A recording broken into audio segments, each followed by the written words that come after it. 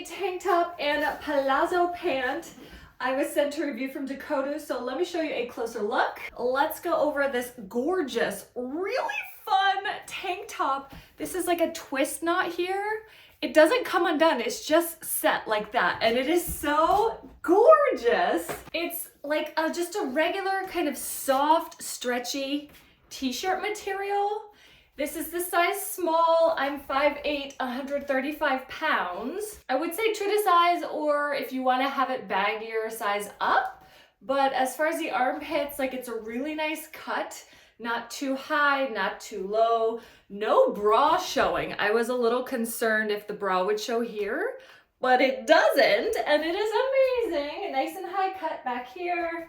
I just love it. I love it. I love it. It hangs nice. It's super lightweight and comfortable. It's washer and dryer friendly. Dress it up, dress it down, wear it to bed, like whatever. Yeah, I love it.